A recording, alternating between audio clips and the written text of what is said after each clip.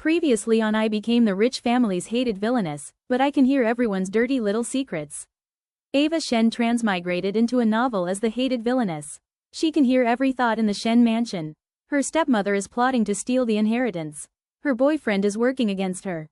Her stepbrother is covering up fraud. And Ava? She has been listening to every single word they haven't said out loud. Now, it's time to use it. Part 2. In the middle of week 4, my father called me into his study. He was sitting behind his desk with the look of a man who had been thinking carefully about something for some time. His thought when I walked in, she's different. She's been different for weeks. Calmer, more focused, more like. He stopped the thought. I caught the edge of something before it completed. Something about my mother. Sit down, Ava, he said. I sat. I've heard from the Foundation's legal team, he said. You've been requesting historical vendor documentation. For comparison purposes, I said. Best practice for contract management. His thought, she's right. It is best practice. Why has no one done this before? Why did I never ask? I've also heard, he said more slowly, that you asked the accounting team for the Foundation's 3-year expenditure summary. Also for the gala, I said. I want to make sure we're being responsible with donor funds. He looked at me for a long moment. His thought, she sounds like her mother. Her mother used to talk about donor responsibility exactly like that. Exactly those words. Something shifted in his expression. Ava, he said quietly. Is everything all right? With you, I mean. Not the gala. I looked at my father. In the novel he was a background character, present but peripheral, a benevolent authority figure who was ultimately deceived by his wife and never quite saw what was happening in his own house. Readers had found him frustrating. How could he not see? But sitting across from him now, hearing his thoughts, he wasn't oblivious. He was a man who had loved and lost and remarried and desperately wanted to believe his family was okay. He had looked away from things because looking at them hurt. I'm fine, I said. Better than I've been in a while, actually. His thought, she looks it. She looks like herself, like the girl she used to be before. Again the thought stopped before completing. But I caught enough. Before something. Before she started behaving like original Ava, perhaps. Before something changed her. Dad, I said carefully. I want to do a good job with the gala. I want you to be proud of how I handle it. His thought, I'm already proud. I've always been proud. I don't think she knows that. I am proud of you, he said.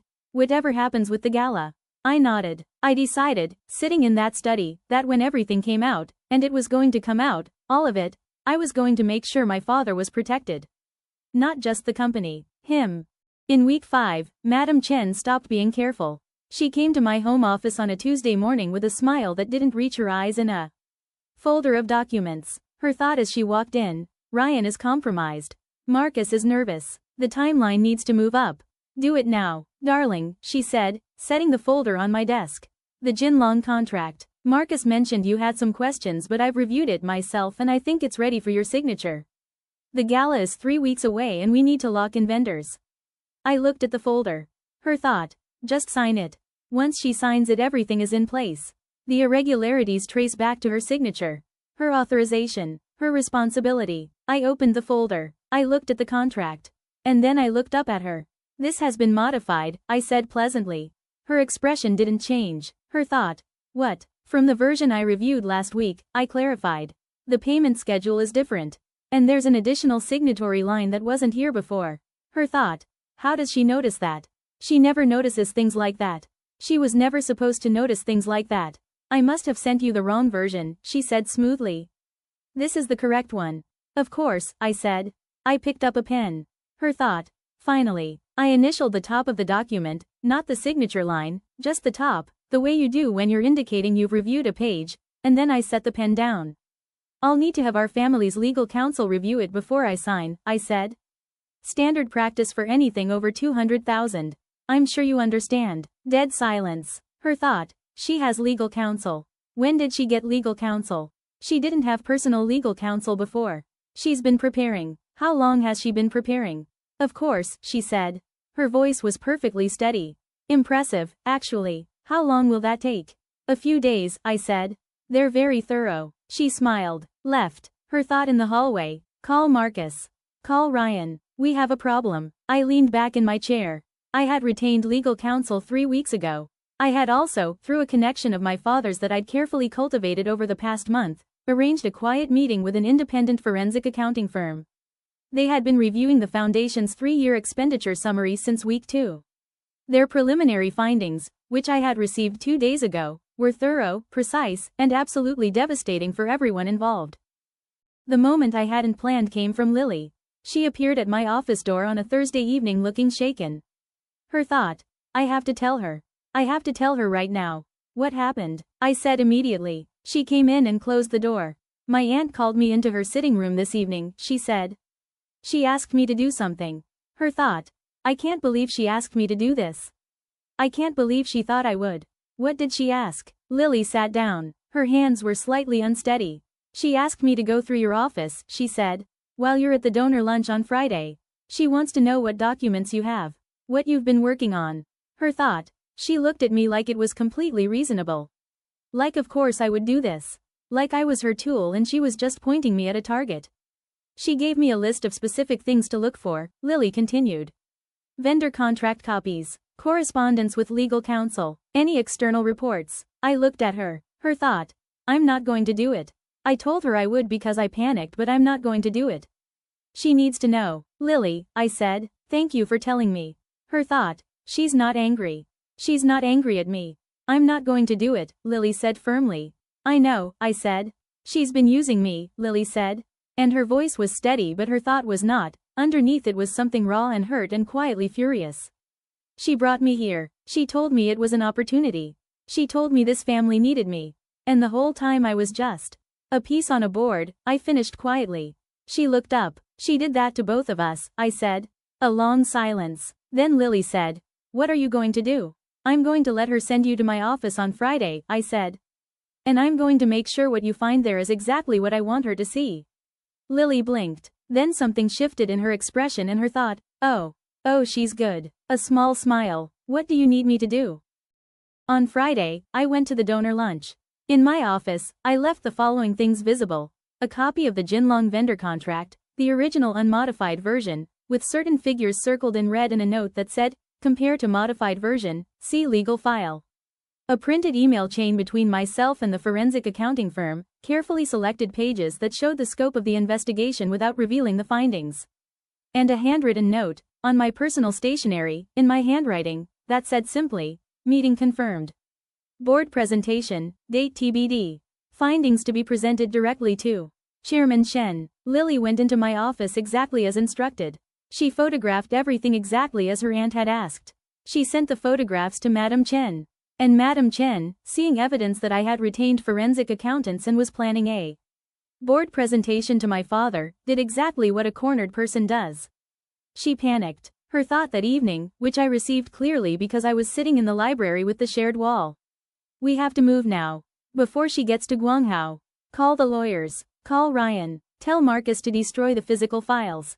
And then, 2 minutes later, wait. If she has forensic accountants, they've already seen the digital records. Destroying the physical files won't help. We need. And then, quietly, a thought that surprised me. How did she get so far? When did she become this? I sat with that thought for a moment. Then I took out my phone and called my father. He picked up immediately. Ava, is everything all right? I need to meet with you, I said. Tonight, just the two of us. His thought, even through the phone, I hadn't known it would work through a phone but apparently it did, faintly. Something is wrong. She's been building to something. I should have asked sooner. I'll be home in an hour, he said. We met in his study. I had brought everything, the forensic accounting preliminary report, the historical vendor documentation, the modified contract versus the original, Ryan's connection to Madam Chen traced through financial records that my legal team had quietly compiled. I laid it out in order. Calmly, completely. My father sat very still for a very long time. His thoughts throughout were almost too painful to receive, waves of disbelief followed by the specific agony of a person realizing that something they had chosen to not see had been there all along. 8 years. 8 years and she, Marcus, my own, the foundation, the donor funds, how much? Ava knew. She found all of this. She went through all of this and she came to me. When I finished he was quiet for a long time. How long have you known? He finally asked. I thought about how to answer. Long enough to be sure, I said. He looked at me. His thought, she protected me. She built the whole case first so I would have something solid. So I wouldn't just have her word against Weiwei's. Your mother, he said quietly, would have done exactly this. I didn't know what to say to that. So I didn't say anything. I just sat with him while he processed, and passed him the next document when he was ready, and let him take the time he needed. What followed happened quickly and, from the outside, must have seemed sudden. From the inside, it was the inevitable conclusion of 6 weeks of very careful architecture. My father called an emergency board meeting. The forensic accounting report was presented. The vendor contract irregularities, spanning 3 years, totaling a number that made 3 board members audibly inhale, were documented in full. The paper trail that Marcus had set up to point to me instead pointed, with the original unmodified contracts as comparison, directly back to him. Ryan, faced with documented evidence of his financial connection to Madam Chen and the board's newly focused attention, made the decision to cooperate fully in exchange for reduced personal liability. His statement was comprehensive and, in places, almost admirably detailed. Madam Chen arrived at the board meeting expecting a routine quarterly review. She walked into a room that already knew everything. Her thought when she saw the forensic accountant sitting at the table, no. And then, seeing me, how? How did she, when did she? She composed herself quickly. She was, I had to give her credit, remarkable under pressure.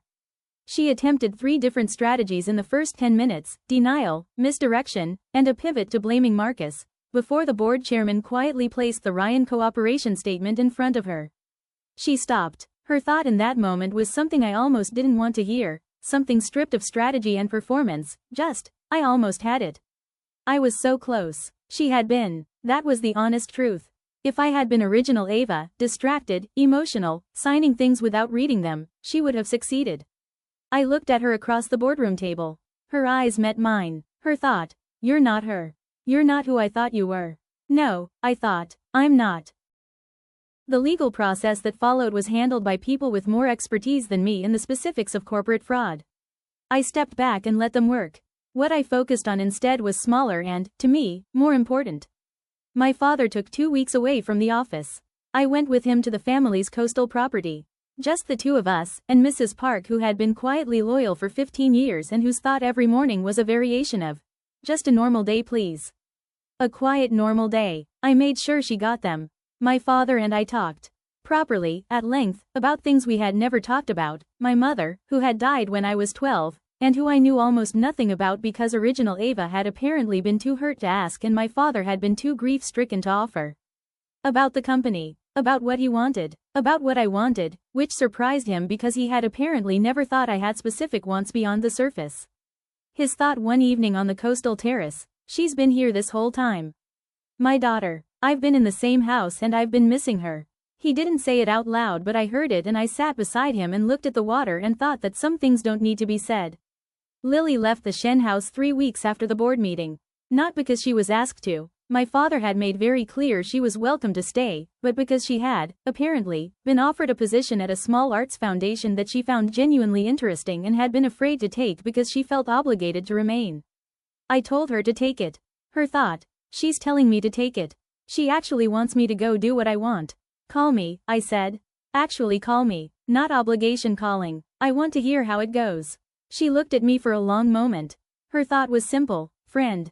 She's my friend. She called me 2 weeks later to report that the Arts Foundation was wonderful and her new colleagues were interesting and she had gone on a coffee date with a very kind architect named June who had remembered, on their second meeting, that she took her coffee without sugar. Her thought when she told me about June, he remembered. Such a small thing and he remembered. Tell me everything, I said. Ryan I did not speak to again. His cooperation with the board investigation was noted and processed accordingly. Whatever happened to him after that was between him and his own choices. I had no anger left for him. Just a clean, empty space where 2 years of misplaced trust used to be. Here is something I didn't expect about hearing people's thoughts. After a while, it stopped being a superpower and started being something else. Something more like responsibility. Because when you hear what people are actually thinking, you stop being able to pretend that anyone is simply a villain or simply a hero. You hear the fear underneath the scheming. You hear the loneliness underneath the coldness. You hear the people who are unkind because they are hurting and have never been shown a different way. Madam Chen, in those last moments in the boardroom, I almost had it. I was so close. But earlier, weeks earlier, in a thought I had caught and set aside and kept returning to. I just wanted to make sure my son was taken care of. That's all I ever wanted. Just Marcus. Just my boy. She had done monstrous things. She deserved the consequences she received. And she had also been, underneath all of it, a mother who was afraid. I didn't forgive her, but I understood her, and understanding, I found, was quieter and more bearable than rage. Mrs. Park, whose thoughts were always some variation of just a normal day please. One morning she thought, making tea in the kitchen, 15 years in this house. I've watched that girl grow up. I'm glad she's all right. I'm so glad she's all right. I went down to the kitchen and helped her make the tea. She looked at me with surprise. You don't need to, she started. I want to, I said. Her thought. Her mother used to do this. Come down and make tea and talk in the morning. I haven't had that in 20 years. We made tea together and talked about nothing important for an hour and it was, I think, one of the best mornings I had in that house. It has been 1 year since I woke up in Ava Shen's body. I don't know if I'll ever go back. I've stopped spending energy on that question. This is my life now and it is, in most of the ways that matter, a good one. Shen Corporation is stable. The Foundation's donor relationships were preserved through transparent communication and a complete overhaul of financial oversight. I led that process and it was the hardest and most interesting work I've done. My father and I have breakfast together 3 mornings a week. He tells me about the company. I tell him about the Foundation work. We talk about my mother sometimes. He shows me photographs. She had the same eyes I have. I find I like knowing that. I still hear thoughts. I have, over the past year, developed a kind of etiquette around it. I try not to dwell on thoughts that aren't meant for me, the way you try not to eavesdrop on a private conversation even when you can hear it. I focus on what's relevant and let the rest flow past. Most people's thoughts, I have found, are not grand schemes or terrible secrets. Most people are thinking, I hope today goes okay. I'm tired. I wonder if they noticed. I just want things to be all right. Human beings, stripped of performance and presentation, are mostly just hoping. That's the thing I carry with me from this year. Not the victory over Madam Chen. Not the satisfaction of the boardroom. Not even the forensic accountant's report with its devastating neatly organized columns. Just that. People are mostly just hoping. And sometimes, if you're paying attention, you can hear exactly what they need on a Tuesday morning. I'm at breakfast with my father.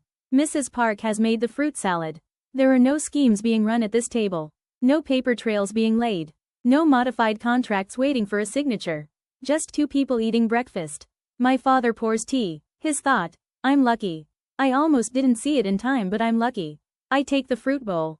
A piece of mango. I think about Han Murray eating convenience store kimbap. I think about the novel she loved and the character she analyzed in 17 points. I think about waking up in a strange room with a dragon ceiling and a head full of other people's thoughts. I think, it wasn't the life I planned. But it might be better than the one I had. Mrs. Park comes in with fresh toast. Her thought, as always, just a normal day. I smile at her. Good morning, Mrs. Park, I say. She smiles back, real and warm and completely surprised, even now, every time. Normal day, her thought repeats.